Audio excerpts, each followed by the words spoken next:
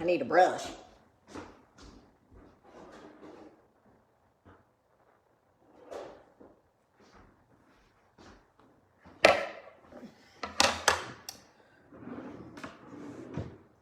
Good morning. Good morning, everybody. How's everybody doing? Hello. Good morning. So, something funny. So, my sweet friend Courtney in New Jersey wears this Victoria's Secret top all the time. And it looks so cozy and like nice. And I thought, gosh, I want to wear that. That would make me feel cozy and nice. So I bought one. It feels like my arms are wrapped in ace bandages. Okay? It feels like somebody tried to make me an actual fucking sausage hoagie in this shirt. It's too damn short for my torso, so all you see is my muffin top. Okay? Now let me tell you something really quickly. I am too damn old to be walking around with a full-on fucking muffin top. I have nerve to put this outfit on and think I'm Courtney, who, by the way, is 5 feet tall on a good day and weighs 98 pounds. She's ripped, by the way. She's earned that body, okay? I have less earned that body. I have done less work than Courtney. But I'm wearing it out of fucking principle because I bought it. And it's suffocating my arms, okay? It's giving me arm sweat, all right? And I just keep pulling my pants up higher so you can't see my muffin top. But let me tell you something. It is like a bakery in here. Yeah, And, you know, that's, you know, what I have to say about that outfit decision. My gray hair is next level. Oh boy. I wonder if we could talk. Seriously? So, like, listen, at the end of the day, we all want to, you know, emulate style and things like our friends have, you know? Look at me, I'm Courtney in my cute shirt. Guess what? No, you're not. You're not fucking Courtney, okay? Because you're not 5 feet tall and 98 pounds. You're 5'7" and 140 pounds, okay? So maybe, just maybe, you don't want to wear a fucking tight-ass gauze bandage like you just had fucking back surgery as a shirt, maybe. Just maybe. Just a thought. It's too short? Yeah. It's too short. It's too tight. It's too fucking everything it shouldn't be. It's all those things. It's too Victoria's Secret. It's the same problem I have with their underwear. Can you please make a fucking pair of underwear that cover a grown woman's vagina? Because I don't know whose vagina you're making underwear for, Victoria's Secret. Is that the secret? The secret is they make underwear for the smallest vaginas of all time. Hey, come buy our underwear if you have one lip and that lip is like an envelope. Otherwise, your fucking vagina's gonna be hanging out all over the place looking like she's trying to make a U-turn. But whatever, I'm wearing it. I don't care. I'm wearing it. I don't care. Okay? So, this is your friend, Jamie, wearing a shirt that is actually like it's so tight it's preventing varicose veins. It may be geriatric. It may be medically licensed to prevent blood clots. I should probably fly in this shirt tomorrow because it's preventing blood clots. It's so tight. Okay? That's where we're at. It's fine. Anybody would feel like a marshmallow chunk if they wore a shirt that was too small. That's not like, I'm not saying I'm fat. I'm not fat. I just have no business wearing, sometimes you don't have to dress like the people you love. You know what I mean? Like sometimes you could just go, oh, that shirt is super cute for Courtney. Victoria's Secret is in existence for women like Courtney, right? Like just tiny all over, just tiny. I love it for her. There's nothing tiny about me. I got like a size 9.5 foot. My waist is a 28, maybe a 29 if I don't know. If I poop, 28 for sure. If I don't poop, could be a 29. Anyway, it is what it is. Pretty soon the shirt is going to roll up and my gut is going to fall out. And we're just going to hope that I poop today. What else can we do? So just know if your vagina has grown since 6th grade, Victoria's Secret is not the underwear place for you. Just being honest. Me and Khloe Kardashian. I think Khloe Kardashian started Good American for vaginas. That's what I think. I think she disguised it as a jean company, but really it was like, how can I make clothes so everybody doesn't see our camel toe no matter what we wear? Because that's where I'm at right now. I don't want to put Courtney's business out there, but there's nothing big on that girl except for her bestie. And I'm going to eat her up tomorrow. I'm going to eat her with a spoon. You know why? Because she fits in the fucking spoon.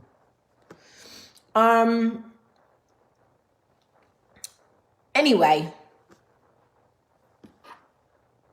what am I trying to do here? So, thank you to everybody who has listened to the podcast. The Tell Me What to Do podcast. We're recording a new one today on bad girl phases. I'm very excited. Did you have a bad girl phase, a hoe phase, a rebellious phase? I know you did. But thank you to everybody who has listened to the podcast. Oh my God. Did you ever look in the mirror and go, all right, who the fuck are you, old lady? Who are you? Seriously.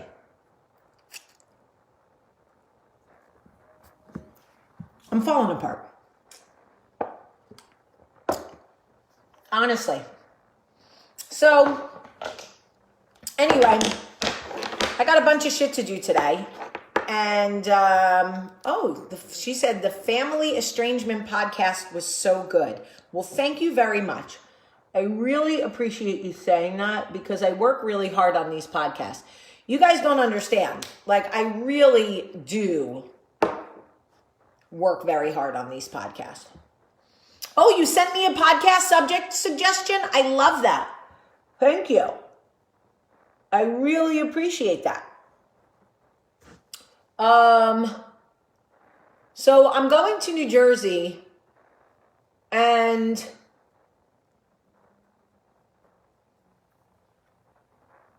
I'm very excited just to get away. What's going on here? What is this? What now?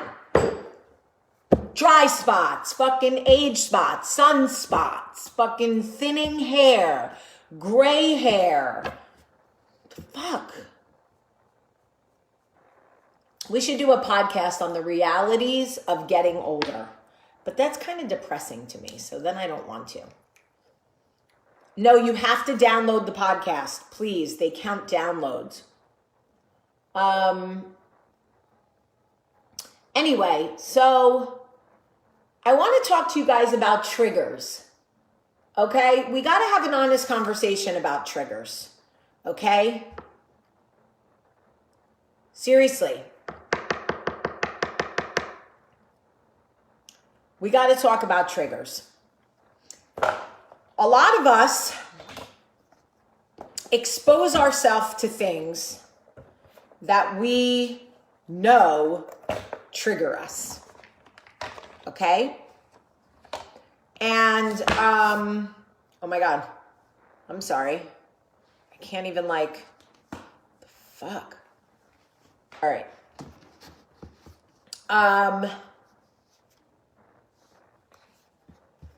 You are responsible for you. You are responsible for your behavior. Okay? Nobody else is responsible for your behavior. If you are easily triggered, then you need to know what those triggers are and avoid them. Because if you cannot practice the pause, and you're going to be out here acting a fool, okay, then you are responsible for your behavior. The same goes for for example, okay? Let me explain something to you. If you know that you have a shoe obsession, but you're not supposed to be spending money, is it a good idea for you to stroll through Nordstrom? Probably not. If you're working on your marriage because you had an affair and you have an affection for tall men with muscles and tattoos, is it a good idea for you to go sit at the bar by yourself between two hotties with some tattoos? Probably not. If you find yourself going down the rabbit hole of political discourse on social media because you insist on going into the comments, is it a good idea for you to click on Governor Cuomo's Facebook page and then dive into the comments? Probably not. So at what point are you responsible for your own behavior? At what point are you responsible for your triggers? If you know that something is going to trigger you and be bad for you, why do you continue to expose yourself to it? And by the way, I'm talking to myself because I am triggered by everything lately. Last night, somebody said, "Did you just shove your daughter into the door?" While Charlie was reading last night, Olivia came in and tried to interrupt the video. And I shoved her out of the way, just out of frame. And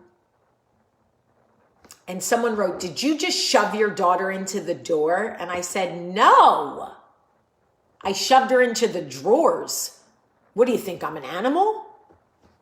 Because it's funny to me to kind of get back at people. You know what I mean? Kick back at them. But no, I didn't shove my kid. I mean, I did shove her, but just right out of frame.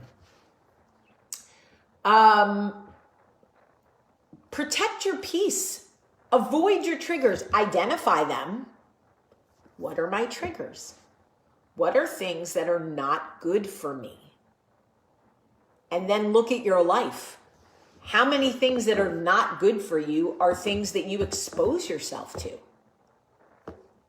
Honestly, you have to be honest. I don't know your triggers. I don't know what bothers you.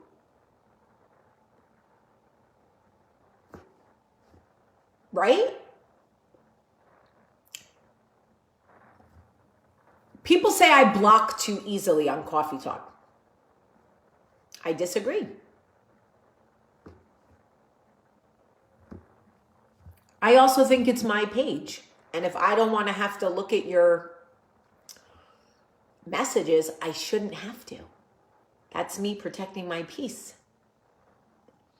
I do not look at comments anymore in political things. Honestly. Yesterday, I went on Governor Cuomo's page and trolled everybody on both sides. Just trolled the shit out of people. You're fucking running New York City into the ground. This city is a shit show because of you. Thanks for your comment, Dan. How's Rochester treating you? Just trolling people. But then I realized, like, all right, it was fun for a minute, but it's not nice. It's not necessary.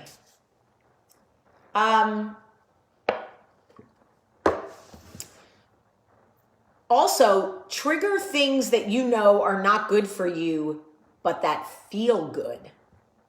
For example, if you have a sugar addiction, don't bring sugar into the house. If you have a cheating thing, right? There are certain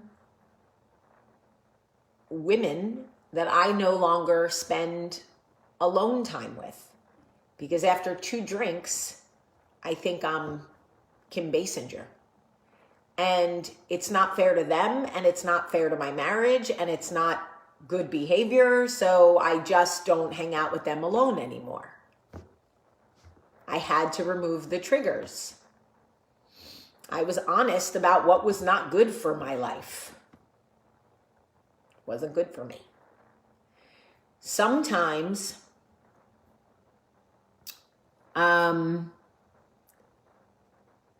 we make excuses for the trigger. You know what I mean? We justify it. It's not a big deal. I won't do anything. I won't eat the cake. I won't kiss the girl. You might eat the cake and you'll probably kiss the girl.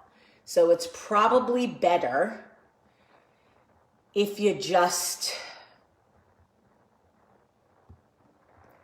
identify your triggers and then readjust your sails.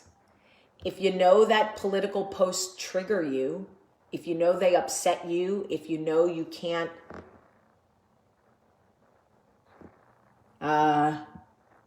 resist getting into a fight, you gotta mute people. Just mute the conversation. It's much better. Also, don't instigate or start fights on other people's pages. If you want to have discourse, do it on your own page. Don't go on other people's pages and start shit. I can't stand that, even though I did it to Cuomo's people yesterday. So obviously I'm an asshole.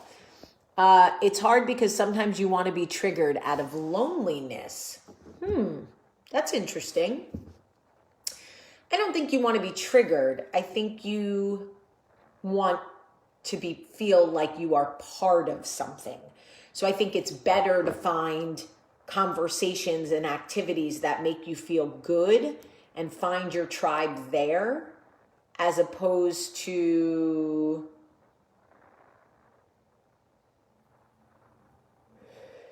looking for negative attention.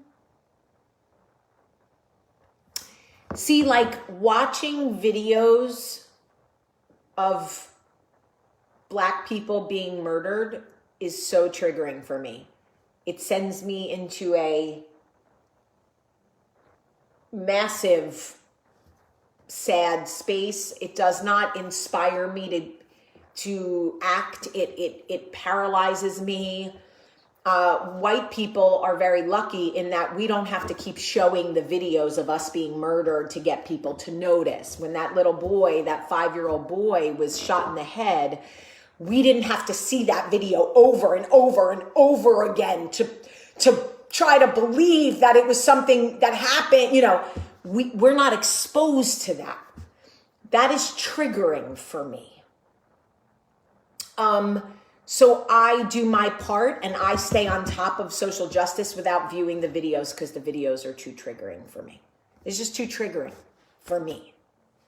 I stay away from certain women because they are triggering for me in bad ways, right? There are certain women that bring out the worst in me.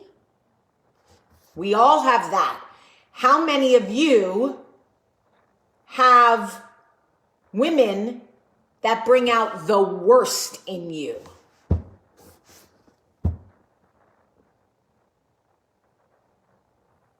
Okay?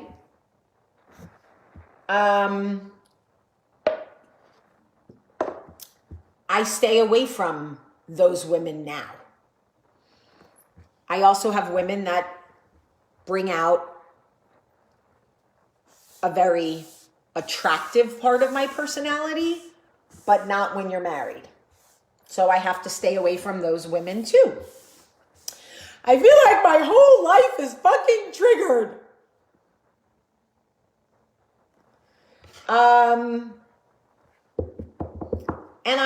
And I have this conversation with you honestly because I have to do the work too. Every day I have to go, this person triggers me. And then what do I have to work on in myself so I'm not so easily triggered? Because let me tell you something about your friend Jamie. She can be very easily triggered in a good way and a bad way. Me, I'm not drinking today. Do you want a tequila? Yes, I do. Boom. I'm not drinking today. So-and-so did this. Give me a drink. I have to work on it. I really do. Because I don't want to be triggered all the time. It's a terrible feeling. It just is. It's a terrible feeling. So look around, get honest about your triggers, and then act accordingly. And let me spray some perfume on my Ace Bandage shirt.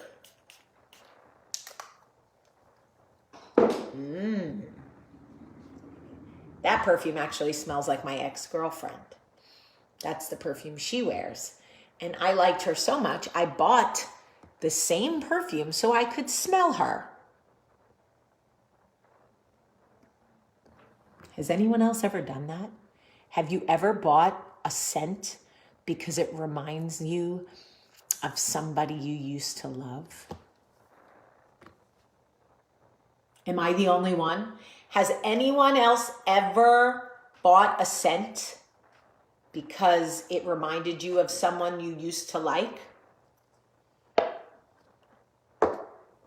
Anyone? Anyone? Anyone? Anyone? Maybe just me. I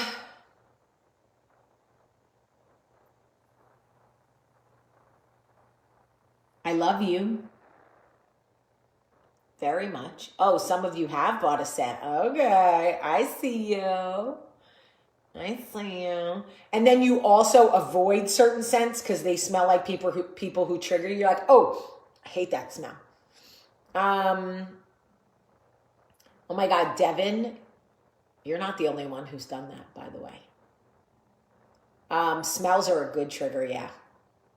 When you smell certain smells, when I smell Sun-In hairspray, it reminds me of my sister Meredith so much.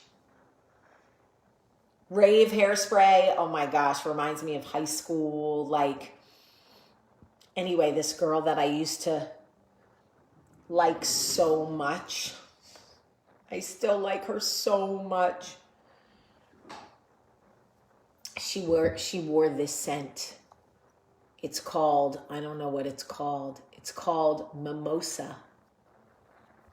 And